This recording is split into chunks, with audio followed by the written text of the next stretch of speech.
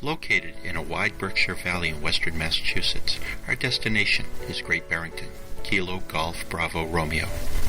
Descending to the 1,539-foot pattern altitude required us to weave our way through the low peaks that put us on a 45-degree entry to the 2,579 by 50-foot paved runway 11 at the privately owned public-use airport.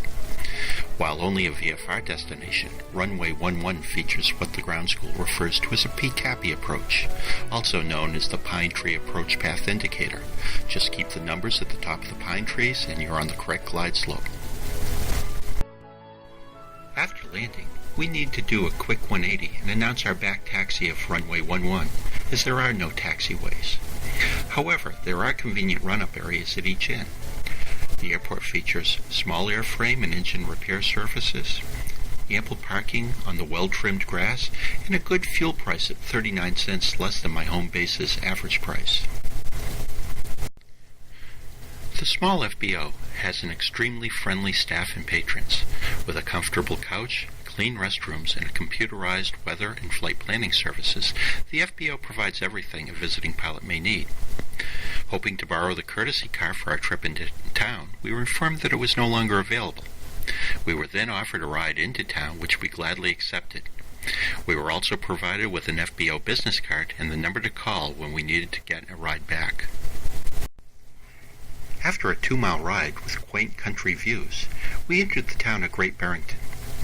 While only having a year-round population of about 6,000, the center is surprisingly large, with many choices of clothing, home and antique stores, galleries, and of course restaurants.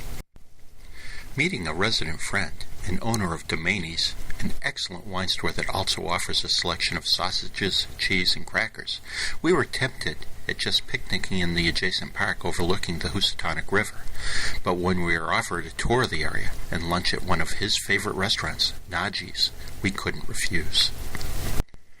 Located in a small strip mall about a mile out of town on Route 7, Stockbridge Road, Naji's offers excellent Lebanese fare. With an extensive menu, we started with their soup of the day, a tasty kale and bean dish, pita with a yogurt and olive oil spread, and of course olives.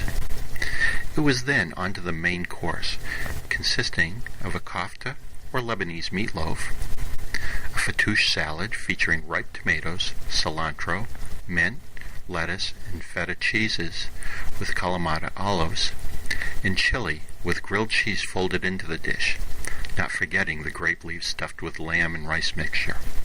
All dishes were excellent and extremely filling. Since it was hazy with a cloud cover, I took the opportunity to check the TAFs while we finished lunch using PilotGEEK's cell phone briefer.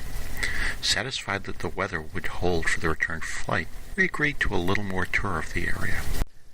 If the weather had been a little better, mainly warmer, it might have been nice to sit on the deck at Naji's. It was then off to our next stop, the Berkshire Mountain Bakery. Providing bread to the finer restaurants in the area, they also offer a counter service where we got some fresh, warm potato bread. Since they bake to order, counter selection is only of the breads being baked that day.